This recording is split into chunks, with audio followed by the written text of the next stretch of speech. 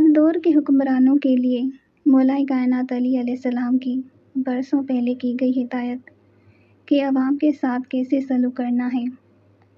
مولا کائنات علیہ السلام نے فرمایا، رعایا کے لیے اپنے دل کے اندر رحم و رافت اور لطف و محبت کو جگا دو۔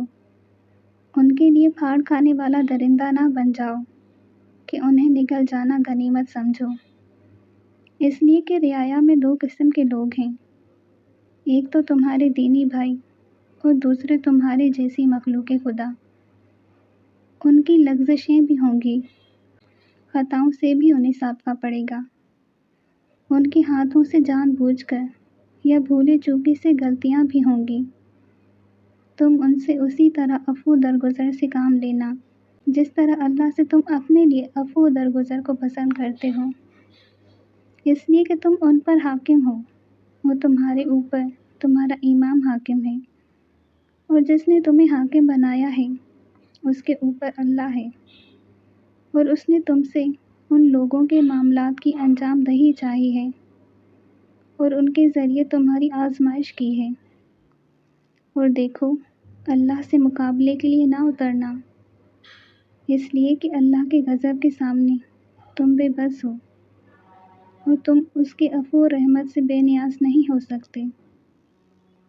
تمہیں کسی کو معاف کر دینے پر پچھتانا اور سزا دینے پر اترانا نہیں چاہیے۔ غصے میں جلد بازی سے کام نہ لو جبکہ اس کے ٹال دینے کی گنجائش ہو۔ کبھی یہ نہ کہنا کہ میں حاکم بنایا گیا ہوں۔ اگر کبھی حکومت کی وجہ سے تم میں تمکنت یا غرور پیدا ہو تو اپنے سے بالاتر مالک اللہ کی عظمت کو دیکھو اور خیال کرو کہ وہ اللہ تم پر وہ قدرت رکھتا ہے کہ جو خود تم اپنے اوپر نہیں رکھتے۔ یہ چیز تمہاری رعونت اور سرکشی کو دبائے گی اور تمہاری طغیانی کو روک دے گی اور تمہاری کھوئی ہوئی عقل کو پلٹا دے گی۔